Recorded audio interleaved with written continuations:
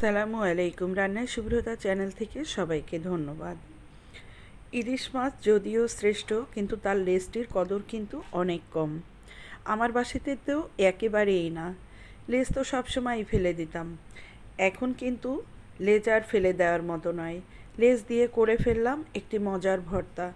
লেজগুলোকে প্রথমে আমি লবণ হলুদ দিয়ে মেখে খুব অল্প আঁচে চুলার উপরে ঢেকে ঢেকে অনেকক্ষণ ধরে ইলিশ মাছের লেজগুলো ভেজে নিয়েছি। এখন এই অল্প আঁচে আপনি কেন ভাজবেন? কারণ অনেক ডিপ ফ্রাই হয়ে গেলে ভর্তাটা কিন্তু অত সুন্দর হয় না। এই জন্য আপনি খুব অল্প আঁচে ভাজবেন যাতে মাছগুলো সিদ্ধ হয়ে যায়।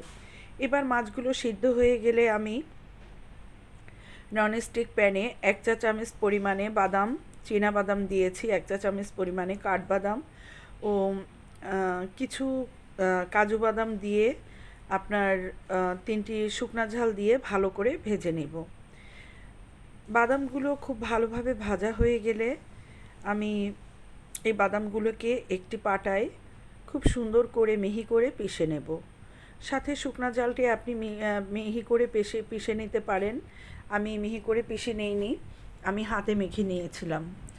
এবার আমি মাছের কাঁটাগুলো খুব ধীরে ধীরে ছাড়িয়ে নিয়েছি। মাছের কাঁটাগুলো কখনো আপনি মাছগুলোকে খুব এলোমেলো করে ছড়াবেন না। এটা পার্ট বাই পার্ট মাছগুলো উঠিয়ে দেখবেন প্রতিটি পার্টে ভাজে ভাজে আপনার কাঁটাগুলো থাকে। এটি যদি আপনি সাবধানে কাঁটাগুলো তোলেন তাহলে দেখবেন খুব অল্প সময়ের মধ্যে প্রতিটি লেজের কাঁটাগুলো খুব অল্প সময় আপনি তুলে ফেলতে পারবেন।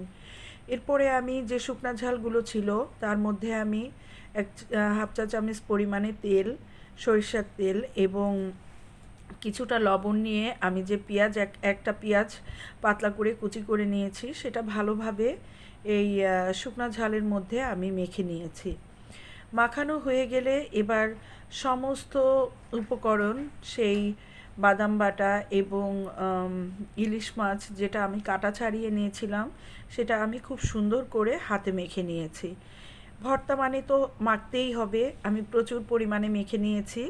মেখে ভর্তাটা যখন একেবারে সফট হয়ে গিয়েছে তখন আমার ভর্তাটা কমপ্লিট হয়ে গেছে। আমি এটি গরম ভাতে পরিবেশন করেছি এবং খেতে কিন্তু অসাধারণ হয়েছে। আশা করি আজ থেকে বাসায় কেউ লেজ ফেলবেন না। এই ইলিশ মাছের লেজটা কিন্তু এখন থেকে ইলিশ মাছের থেকেও বেশি টেস্ট। আপনারা বাসায় এটি ট্রাই করেন এবং আমার কথাটির সাথে মিলিয়ে দেখবেন আসলেই সত্য। অনেক সময় ইলিশ মাছের গন্ধে আমরা অনেক ভাত খেতে পারি না, কিন্তু এই লেজ ভর্তাটা দিয়ে আপনি 1 প্লেট অনায়াসে ভাত খেতে পারবেন, আমি গ্যারান্টি দিয়ে বলতে পারি। এবং এটার টেস্টটা কিন্তু অসাধারণ হবে। আপনারা বাসায় অবশ্যই ট্রাই করবেন এবং আমাকে লাইক কমেন্ট শেয়ার করবেন, সাবস্ক্রাইব করবেন আমার চ্যানেলটি। আশা করি সবাই ভালো থাকবেন, সবাই আমার জন্য দোয়া করবেন, আমার পরিবারের জন্য দোয়া করবেন এবং আমিও আপনাদের সবার জন্য দোয়া করি। ভালো থাকবেন। আল্লাহ হাফেজ।